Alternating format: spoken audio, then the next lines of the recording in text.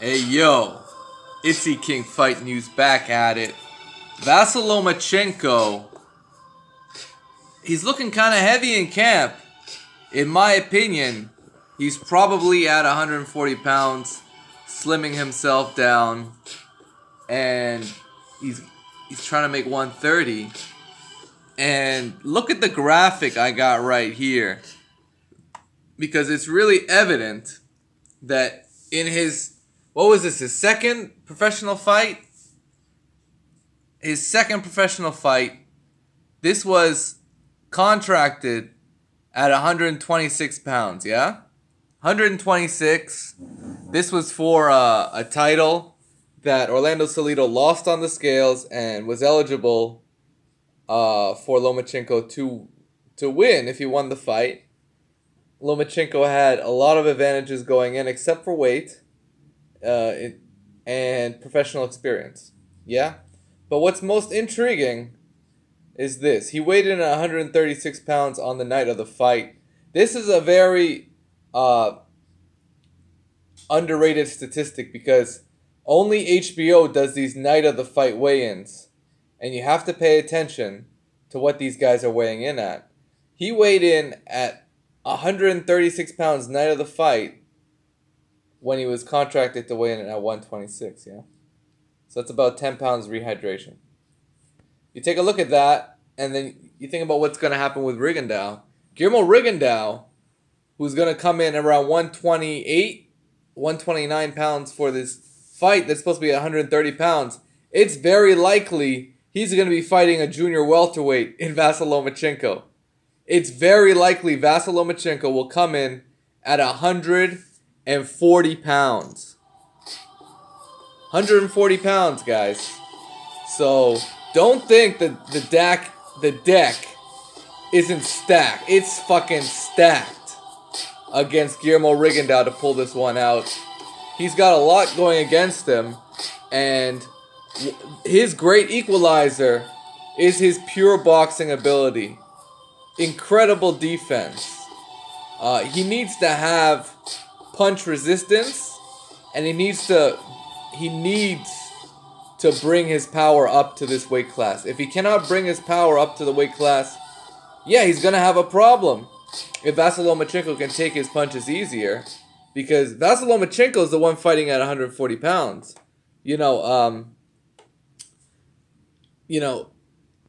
It goes both ways when weight is on your side. We saw Lomachenko, he was not able to truly deal with the weight disadvantage against Orlando Salido.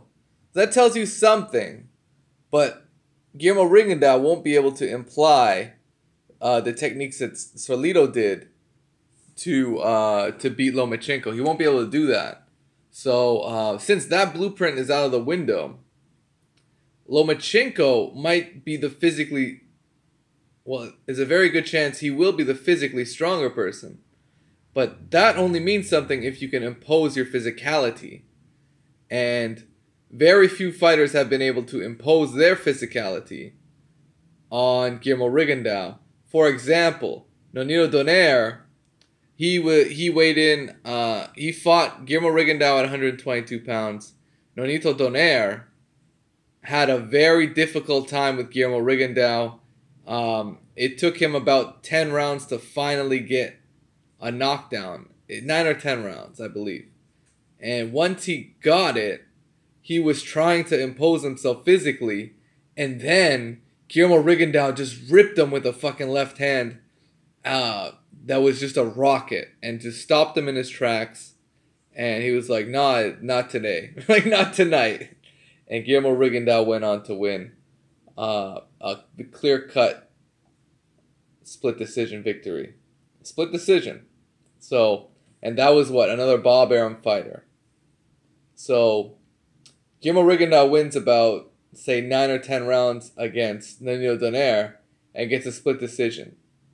He's going to have to do the same thing against Vasyl Lomachenko. So again, tall order, the deck is stacked.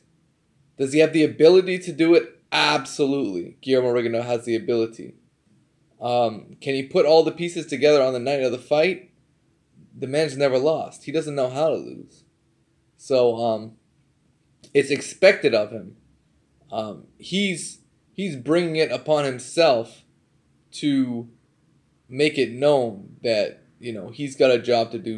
He intends on doing exactly that, upsetting the apple cart and giving Vasyl Lomachenko his second professional loss, which would say a heck of a lot considering damn near every HBO and ESPN pundit has Vasyl Lomachenko either number 1 or number 2 pound for pound.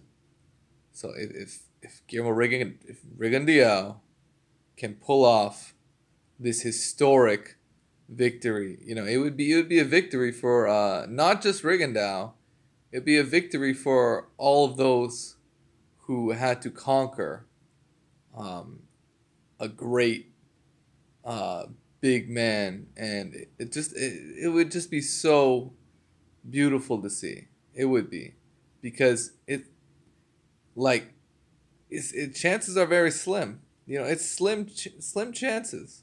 Guillermo Rigondeaux really pulling this out, and honestly, Rigondeaux in training looks incredible, but that's training. It's all about what happens in the ring.